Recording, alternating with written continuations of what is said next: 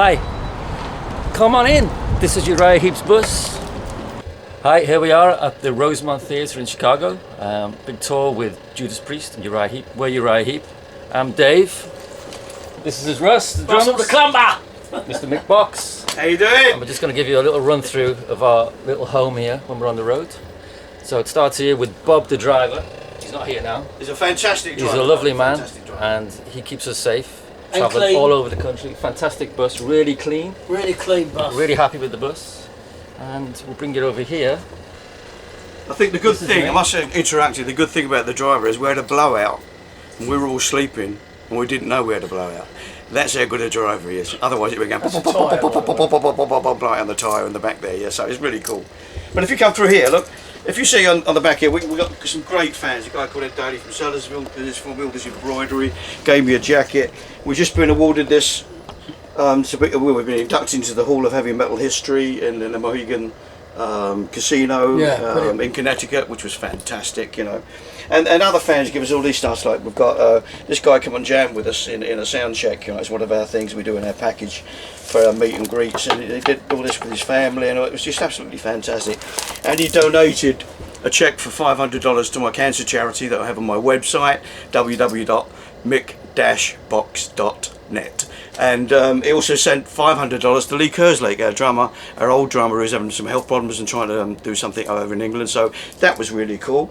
And if you come through, you know, we got all the stereos. We got the TV. Now, mostly the TV is on golf because I want to watch it. He's a golfer. He's a golfer.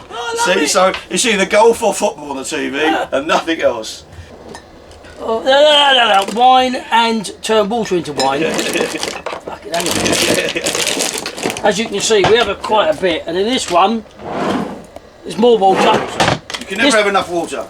This one, oh, it's empty, but usually the roadie's boots are in there. I don't ask me why. I tell you why, because they're smelly, and they got smelly boots. We put them in a drawer under there because if in the down there where the bunks are, we'll be able to smell them while we're sleeping.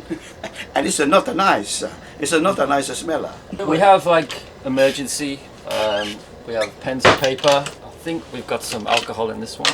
Oh, I see, this is like a... How do you know that? That actually was our birthday present to our tour manager and lighting engineer Scampy. The Jack Daniels, that is. Various bits and pieces. We normally, when we arrive after the show, we sort of hang out here. Mick, you sit there, don't you? Yeah, all the time. Yeah. I normally sit here. I sit here. Russ sits here. The rhythm section's always here. And then we have a sorted crew here. Comes and goes. And then we have a little drink, and then we have another section at the back where we'll show you in a minute where the other part of the orchestra hangs out, which you're going to meet them soon. This was our PG tips. English breakfast tea is so important on this bus. We cannot wake up without one of these. You put the hot water in there, sit down here, and the day begins. Happy days. That little snack, you know, little cheesy toasties and some ginger, because Mick likes to eat that. Healthy ginger, mate. Toaster. More Jack, of course, you know, you can never have enough Jack. Microwave. That's good, but generally, you know, it's got all the utensils and stuff, you know, knives and forks that we need and stuff. And here's the trash, which is really good. But the other good thing is the fridge here, which we've got, when you open it up, it's got very little on it, but whoever puts anything in it marks it up as their own. Do not touch, beware, or die. It's basically the message there. And there's always a lot of lactose-free milk, because I am lactose intolerant, so this always comes on the bus, and now everyone in the entourage, the other 11 people, all drink lactose-free milk because they can't tell the difference. So they're getting healthy. I'm getting everyone healthy. And that's that. Look at that. You've got to focus on that, because we had a bit of a problem first of all. So that we've got to put it up there, so shut up when people are sleeping. And the good thing about this is the toilet here, which again of course is nothing but a pee will do. And the good thing about this bus, I think, above the other buses we've been on, where you're opening and shutting doors, is this is all done automatically. So look, this will close very quietly. This will open very quietly to go through the rungs. And I'll lead you through here. come through to our sleeping accommodation. This actually is my personal bunk. I like pillars very high, to be very high. I think there's only one downside to this to me, really, is that the vents are here, the air vent. And because it's midway of your body when you're lying there, when you lean over, you knock it off and wake up sweating. If you come in here, this is my bunk, this is Mick's bunk, and I'm so proud of my award that I actually sleep with it under my pillow. Heavy metal, yeah! I've always been in the middle bunk because it's so much easier for me to get in and out of. And I just feel more comfortable in that. If I go down there, I feel a bit more enclosed. Getting up here is a bit dangerous when you'll get up and go to the toilet in the night. Because what happens here is this is all clean now, as you can see. But when you've got everybody taking their shoes off and dropping debris there and jeans and stuff, it's a bit of a minefield, you know. So there we go. But anyway, now we're going to go into the back room where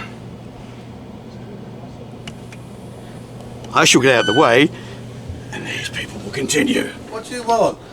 Oi, this is private. Keep out. Hello.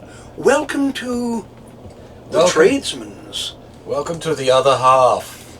After show, we don't normally come on the bus because we go to the hotel or something like that. But during the day, because there's a lot of distraction at the front of the bus, the TV's on, there's bus driver, you know, there's talking, and people blah blah blah blah blah making tea and coffee. You can't get any work done. It's too noisy. It's distracting. So we come into the creative corner and do stuff here, and write and stuff. That's what it's all about. But there's no other reason to be here apart from that. This is the quiet corner. Me and my wellness O2, just to keep my throat hydrated on tour, because imagine living on a tour bus for 8 weeks, how much air conditioning goes in and out, drying everything that a singer holds precious. So my little made in Finland steamer and my mate Phil, we occupy the quiet back lounge. But there are occasions when I finish doing work, I'll go up to the front of the bus and sit with the driver, because I take a lot of shots as we're going through America, Canada. I'll take lots of shots of interesting things, whatever it might be, you know, and I do that from the front of the bus. But that's the only other time. Sometimes after a show, we'll all be sitting up the front for an hour or maybe half an hour, just do a little bit of chin whacking and shouting. There's a lot of shouting that goes on opening, after a show. Opening these things. Not that I'm crazy about What's this that, beer. Phil? It's kind of a refreshing. Is it an? Well, it's a kind of refreshing. It's a beverage of some sort. It's made in Brooklyn. I think that's in New York, isn't it? It would be in New York. I'm sorry, I'm just being silly there. Yeah, I think it's quite a pleasant little beverage, I must admit. But anyway, that sits there as a reminder that if one ever gets thirsty, there's always that one bottle of beer. That's a tour beer, by the way. There's only one bottle, 8 weeks. How many on this little entourage? 10, 11? 10 or 11. Yes, we have 12 bunks, one of which is the junk bunk, of course. And I'm revealing the contents of the wardrobe. And you will see there's actually quite a lot of room. Yes, you could get another body in there, perhaps. But there's another wardrobe at the front. There's another wardrobe, a long wardrobe. And of course we do have, not on this one, but here, quite a lot of storage. Again, being quite empty. Now, normally these receptacles would be full of alcoholic beverage. But because we've just had a day off and the crew get exceptionally thirsty, we have to start it all again. But this is where it all gets put away for safekeeping during the long journeys. A little house on wheels. Little house. Well, you see, it's very, very different from the European tour buses, where all the bunks are in the middle and always in a group of 12. Where in European buses, your Van Hool, your Setra, your Volvos are usually double deck with 14 to 16 bunks along the top deck, only 2 deep. Where here, we have to fight because there's a third bunk at the top, which no one really wants to get into, because it's a long way to fall if it goes around a corner a little bit too fast. That's why I have the bottom one there, because as you can see, you can roll in and roll out. You haven't got to mess about. You roll out onto all fours, climb up, you're ready for the day. all the information about our tour and festivals throughout the year, or every year that goes on, will all be on uriah-heep.com. And there's Twitter there, there's Facebook, and you can follow us on the Uriah Heep Facebook page. All the information you need is there. Past and present. Yep, that's it. So, thank you very much for coming. I'm going to resume steaming, getting ready for the show tonight. Adios. We'll see you again. Bye-bye. See you later.